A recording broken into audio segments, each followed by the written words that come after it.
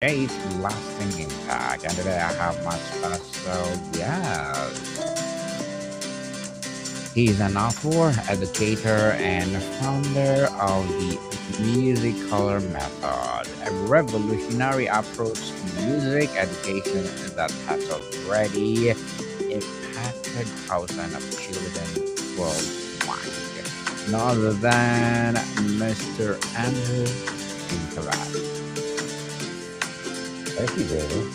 Happy to be here and share some thoughts about entrepreneurship.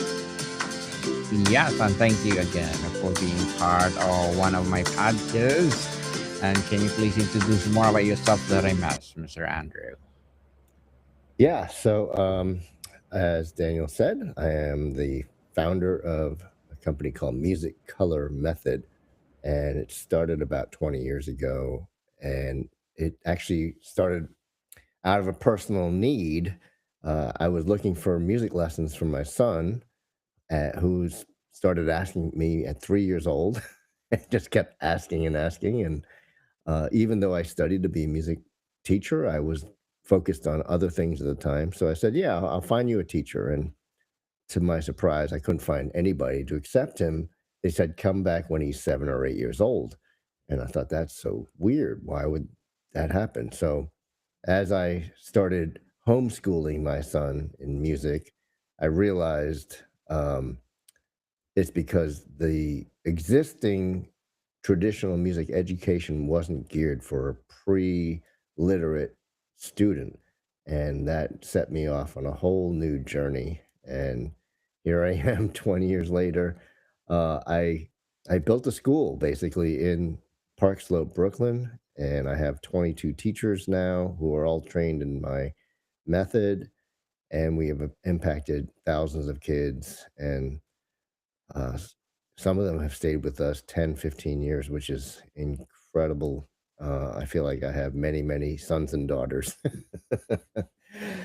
And along the way, I learned um, how to run a business and how not to run a business, because there's a lot of things you have to learn that, as an expert in whatever field you are in, uh, you probably don't know about the many things that are out there that could sink your business, and also all the resources that can help your business. So we can talk a little bit more about all that too.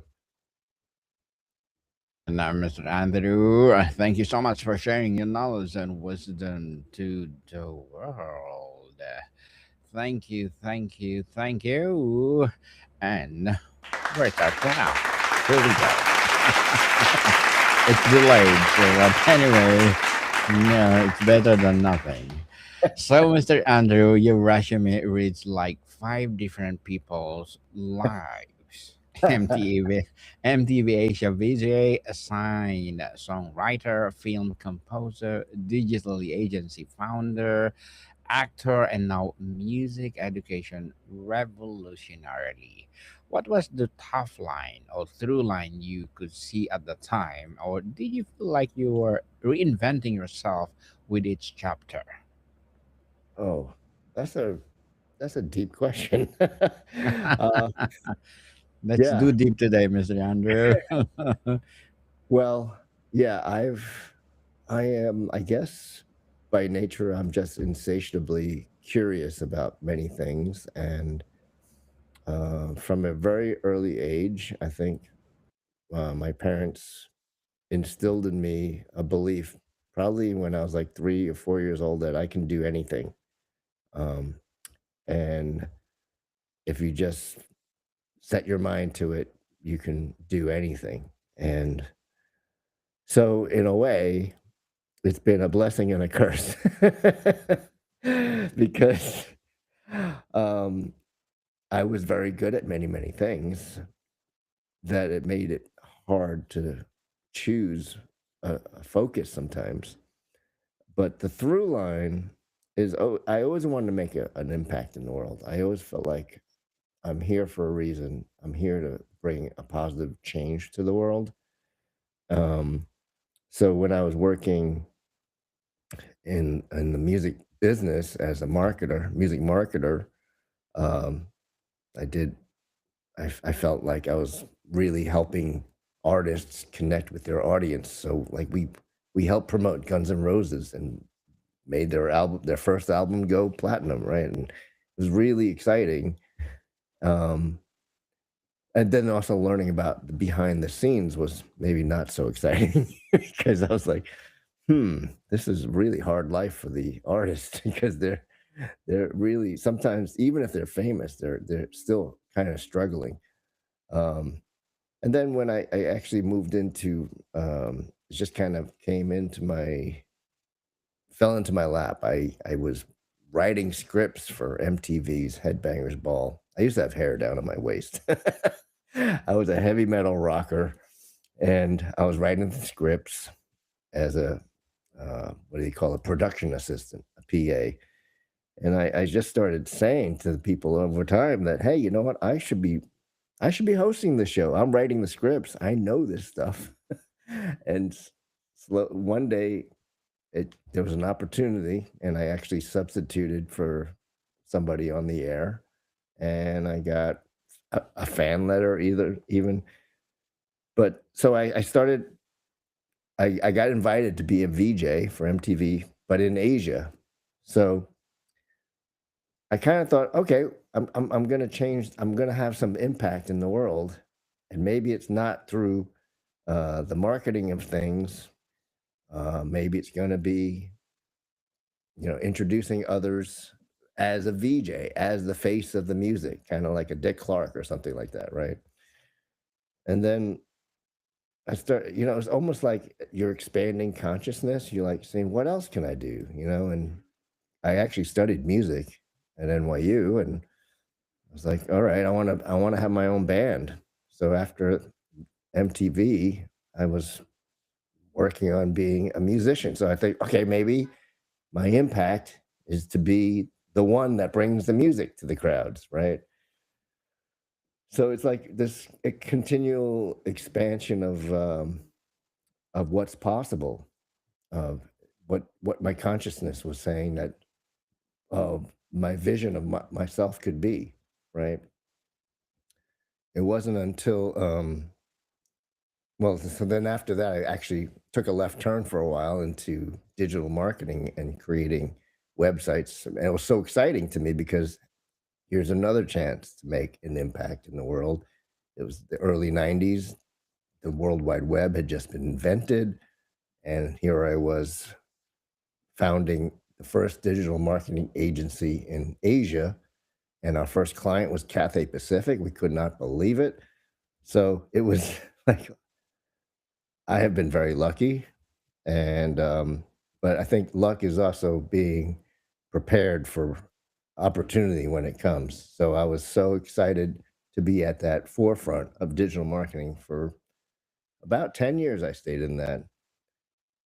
And it wasn't until my son was born and started asking me for music lessons that all of a sudden I was like, oh, this is a problem I can solve because I worked in digital marketing for so long about designing user interfaces, user flows, and I was realizing the interface of traditional sheet music was an obstacle for young kids. So now here I am again thinking, oh, maybe my role in impacting the world is helping others through music. So it wasn't, it's been an evolution. And I think most people's lives, if you look backwards, it looks like, oh, you planned it all that way. But it really felt like I was like going off the path sometimes, doing parallel paths. Um, I was even an actor for a while, but it's just somehow I ended up here, and I feel like it's like the perfect point for me right now. And I've been living this mission now for about 20 years. So before that, I never had a job for more than 2 years.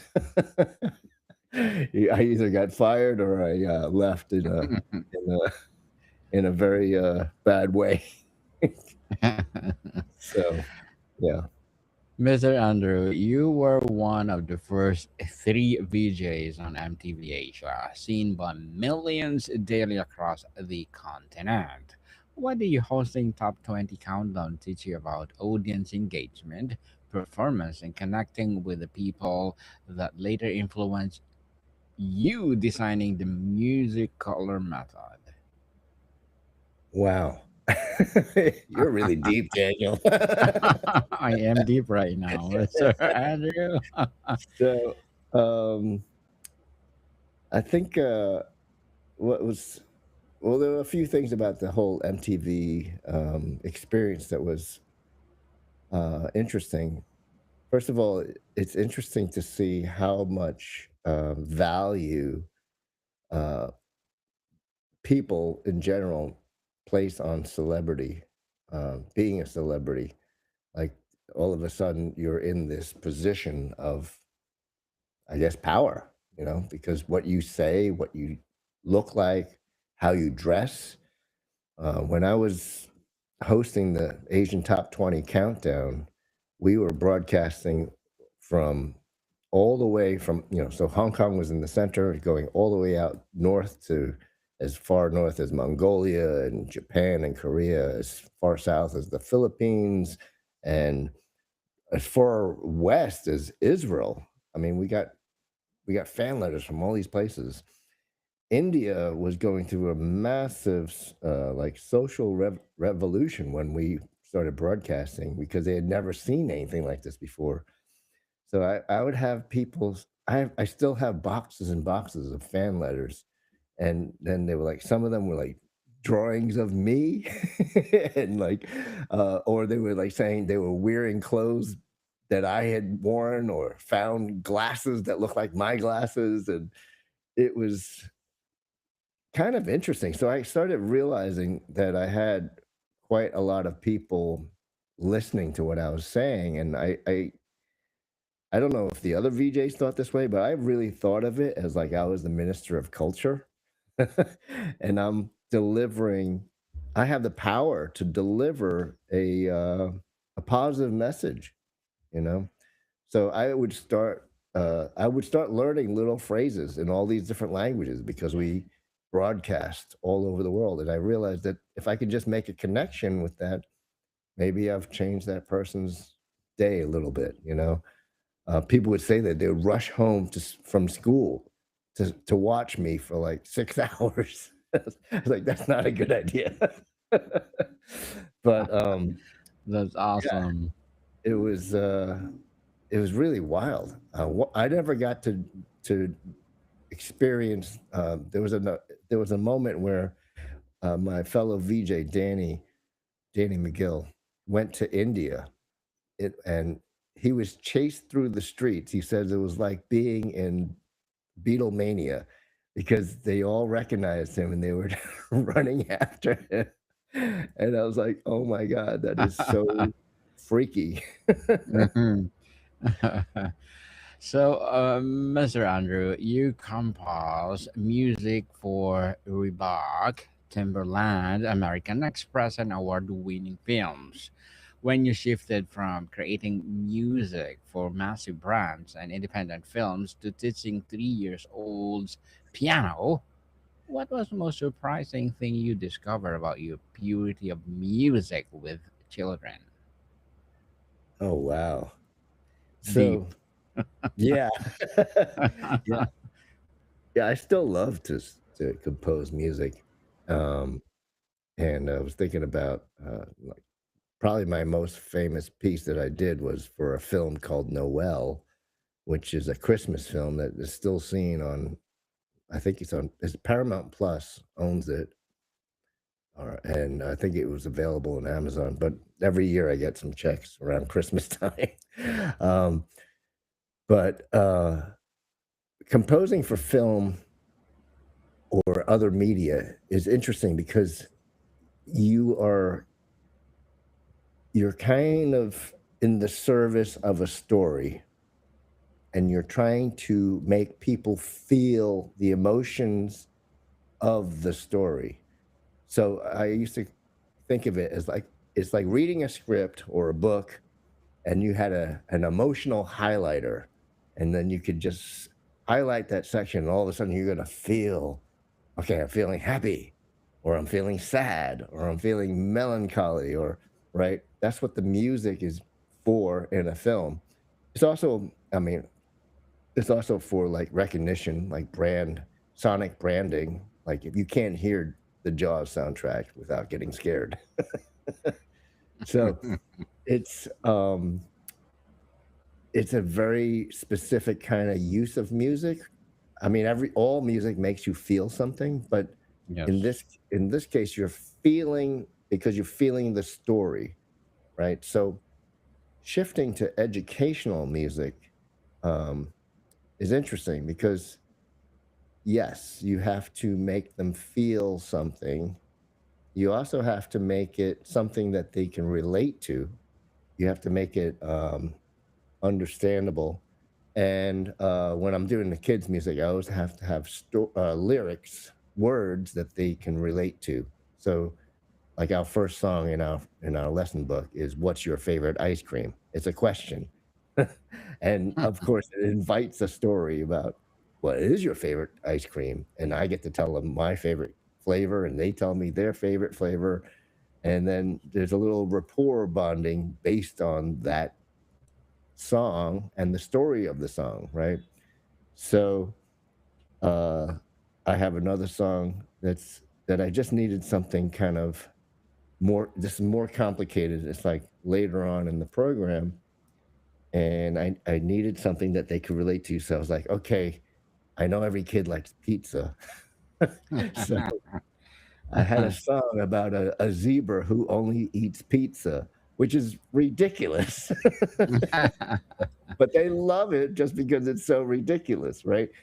Mhm. And it's also teaching them a small, limited pattern of notes that becomes something that, so each of these songs are kind of like, they're designed to be leading them down a path of greater complexity without them even realizing they're learning, right? So the difference between scoring films and teaching educational music is really about the intent of what music is for, and also the audience. You know, it's I think like a designer, and in design, there's design thinking as a concept, and design thinking takes into account who you're talking to, what do they already know, and what is going to connect with them, and also giving them a way, like what's an interface that works with them. So John Williams is one of the greatest film composers of all time, because he builds such, he designs, he's literally designing little um, audio branding snippets that just live in your brain. Like the Harry Potter theme is just so genius. It's fits the film, the story, but you can just play it, and all of a sudden you're in the book and then the story, right? Same thing with Jaws. Same thing with Superman. Same thing with uh, the what's that? The Indiana Jones. Oh my goodness! I think so you can tell that that's the style of film composing that I was always into, having a very recognizable theme that is transmuted and transposed, and it moves through many flavors, but you always kind of know that you're watching that movie, right? I think some of the newer film scores, they go into very abstract things. I mean, it could almost be any music. It's not something that you're like, oh yeah, that's that film. It doesn't. I don't feel that helps the movie. It just helps for that moment, but it doesn't live on as an audio brand, right? So anyway, we're going deep into rabbit holes here. More deeper, Mr. Andrew. You describe your son as a music hungry and born singing. What did you Yeah. see in his eyes when you finally teaching him that validated your decision to build an entirely new system rather than wait 4 years? What does a music hungry child look like when they are finally fed? Oh, wow. Uh, so, yeah, my son Alejandro, definitely born singing. It was like everywhere we would go, he would be singing, even like 1 years old, 2 years old, 3 years old. Um, which I didn't realize not every kid does that. I asked my friends, I was like, how do you deal with the kids singing all the time? They're like, well, my kid Uh-huh. never sings. So I was like, huh. Um, and I didn't want to be the tiger parent that I had growing up. My parents were typical Asian immigrant, first generation parents, where I'm the oldest child of immigrants, and it was all about study, study, study. And you're going to be a doctor, lawyer, or engineer. That's the only Uh-huh. choice. Yes. So I had to rebel quite a lot um, to to participate in music, and maybe some of that is why I love it so much because I had to fight so hard for it. But so I didn't want to be that kind of parent pushing something on my son. So when my son started asking for music lessons, I didn't want to say, "Oh yeah, we're gonna force you to practice an hour a day." I was like, "Okay, we'll see about that." But he kept asking and asking. I guess part of it is genetic, and then I guess part of it he's seeing me make music every day and how important it is in my life. So I had to finally accept the fact that he really had a passion for it. And then when I would start teaching him, he was so hungry for. I still have his first notebooks Mm. where I'd write, and then he wanted me to write like lesson notes for him, even though he couldn't even really read them yet. I was like, he wanted to be like official. So over time, he was able to read and write, and I have these great notebooks where he would say what he was going to do that week for practice. Um, the only time it got difficult, it is hard to teach your own child music because being the parent and the teacher, sometimes you have to have like almost two hats or something, right? So enforcing the practice, which I didn't really push the practice. I said, look, just do 5 minutes a day. Let's do it the same time every day, but that's it. You can do 5 minutes. And once you do that, you can do anything else. But of course, over time, 5 minutes, they're enjoying it. They want to keep going. Right. So my wife would normally sit down with him to do some practice and say, what did Papa tell you to do? And it's like, oh, here we are. We're doing this, whatever. Um, but yeah, it was something that he definitely had a hunger for. And I think it's a wonderful thing, but I didn't want to push it on him. And not every kid has that hunger, but most kids have an interest, at least in trying something like with music. Like if you go into any preschool classrooms, say like a 4-year-old's classroom, and you ask, how many here, and raise your hands, how many here know how to dance? Every hand's going to go up. How many know how to sing? How many know how to tell a joke? How many, everything is, yes, I can do it. I can do it, right? What is incredibly tragic to me is how many hands don't go up when you go into, say, a second grade classroom with a 7 or 8-year-old and you say, how many here? They already start closing windows. They start saying, "Oh, I'm not good at that. I can't do that," because someone judged them or they compared themselves, right? And that's why I think it's so important for every kid to experience music before they're 7 years old. I've realized there's a 7-year window for childhood development. I'm calling it the 7-year advantage because parents who know about this, it's like a real edge that they can give their kids. In the first 7 years, there's a developmental window where you set all kinds of processes in motion. This has been proven by neuroscientists, brain research. You can look it up, where focus, confidence, resilience, they're all being instilled. But not only that, the the the big picture, how big that child's life can eventually be, is also being set. Like the limits, like if how far can they imagine they can be? Like my parents said, you can do anything you want. You can be president of the United States. You can be an astronaut.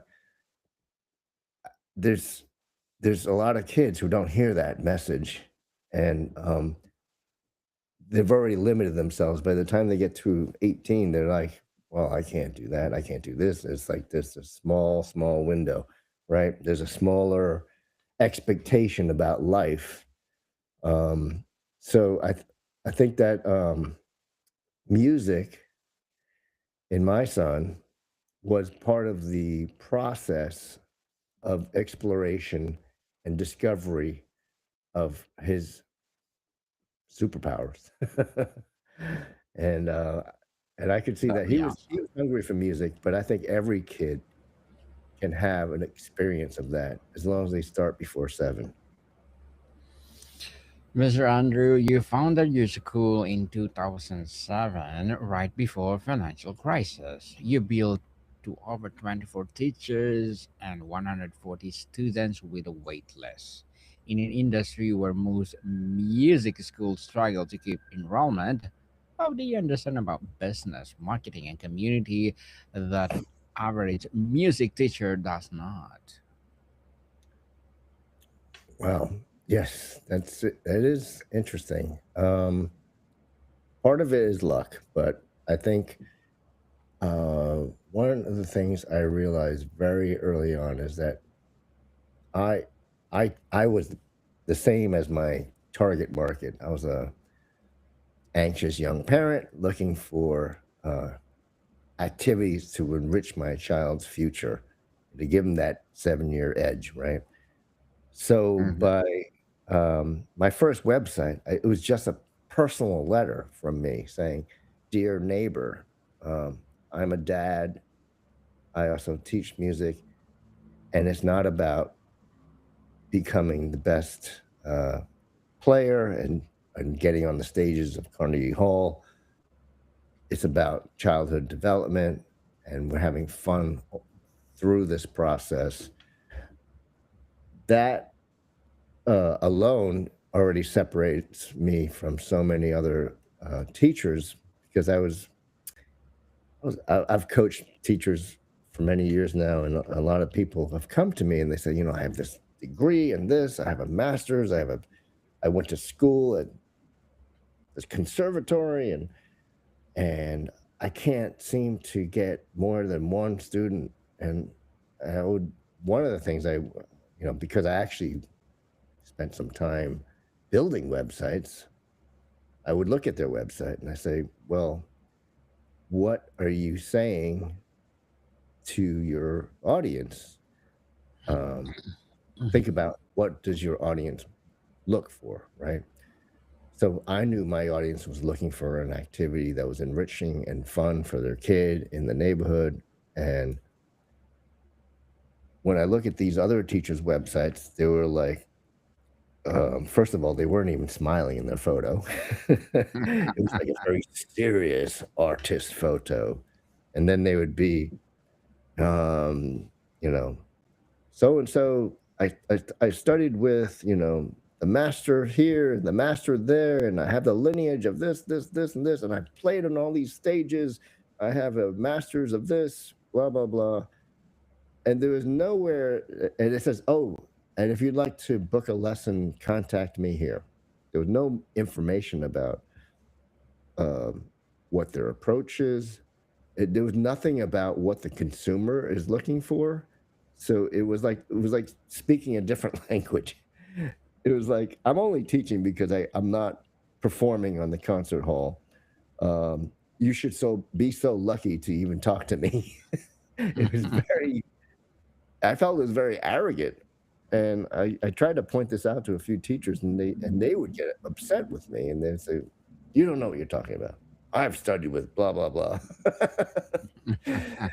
uh, so I was like, trying to just say, look, you have to understand what your audience is looking for, and then tell them that this is what you're going to give them, and then also tell them how much it's going to cost, because a lot of times there would be like this hesitation to put the price on their website, and they'd be like, oh, you have to ask me and I'll tell you.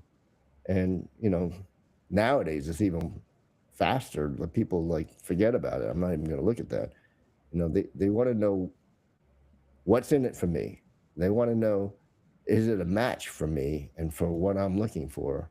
So it's basically psychology. It's like knowing who is your audience and what are they looking for, and then telling them, I'm going to give it to you, and this is how I'm going to do it. Hmm. Very well said, Master Andrew. And to wrap up our discussion for today, finally, you've lived so many lives: MTV star, composer, entrepreneur, an author, teacher. When you look back from the end of your days, what do you want your legacy to be? The color coded notes, the school, the books, or something simpler like the faces of children who discovered they could make music when everyone said they were too young or too different. Wow. It's so I always go back to this memory of the first time we did a recital, and it was, these kids were so scared to perform, and I was just figuring this out. And I said, "Who wants to go first?" And my Mhm, son's hand shot up, and I was like, "This is it. This is what I created this for." So mhm. it's this joy of activating these kids who are able to fly now. Certainly, and thank you for your legacy to the world, Mr. Andrew. Keep up the good work and create more legacy to the world. So, can you please invite the listeners to support your book, your music, your business, or whatever you want to Yes. promote on Entrepreneurship 101? So my book is called Superpowers Through Music. There's a website for that as well. My company is called Musicolor Method.com. And you can also find me at my author website, andrewingkavet.com. And that's spelled AndrewIngkavet.com. Yes, people, let's support Mr. Andrew Ingkavet because if you support him for sure, more and more empowering legacy to rise. So, Mr. Andrew, thank you so much for your time. Thank you, Daniel. More to come, people. See you soon. Well, Mr. Andrew, I learned a lot from you today.